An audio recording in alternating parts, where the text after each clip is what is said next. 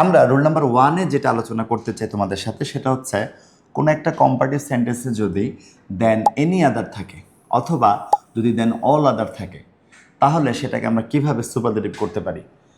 প্রথমত স্ট্রাকচারটা মোটামুটি এরকম, এখানে প্রপারলি স্ট্রাকচারটা উঠে নাই, আমি একটু বলে দিচ্ছি তোমাদেরকে, খেয়াল করো। যদি দেখো এরকম একটা বাক্য আছে যেখানে দেন এনি আদার আছে, কি আছে বলো তো, দেন এনি আদার, সেক্ষেত্রে আমরা প্রথমে সাবজেক্টটা বসাবো।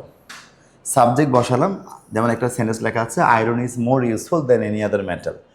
প্রথমে আসবো সাবজেক্ট লিখবো আয়রন, তারপরে ভার্ব আসবে হচ্ছে ইজ, তারপরে একটা দা বসাবো, আয়রন ইজ দা, সুপারলেটিভ হবে মোস্ট ইউজফুল, বাকি অংশ হচ্ছে মেটাল। তাহলে প্রথমে সাবজেক্ট, তারপরে ভার্ব, তারপরে দা বসবে, সুপারলেটিভ হচ্ছে মোস্ট ইউজফুল, বাকি অংশ আদারের পর অংশ হচ্ছে মেটাল। একইভাবে the rose is finer than all other flowers.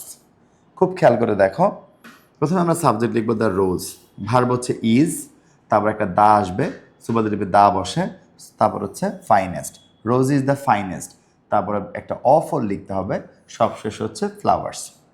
স্ট্রাকচারটা মোটামুটি এরকম, প্রথমে সাবজেক্ট, তারপরে ভার্ব, তারপরে দা, তারপরে সুপারলেটিভ, তারপর আধারের পরের অংশ।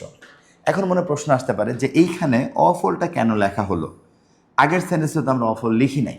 খেয়াল রাখতে হবে, যদি কম্পারেটিভ সেন্টেন্সে দেন এনি আদার থাকে তাহলে অফল লেখার কোনো প্রয়োজন নাই, কিন্তু যদি কম্পারেটিভ সেন্টেন্সে দেন অল আদার থাকে সেক্ষেত্রে কিন্তু আমাদেরকে অফলটা ব্যবহার করতে হবে।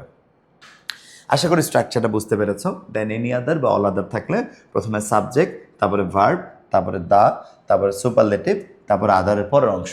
যদি বাক্যে দেন অল আদার থাকে তাহলে সুপারলেটিভের পর একটা অফল যুক্ত করতে হবে, সুপারলেটিভের পরে একটা অফল বসবে।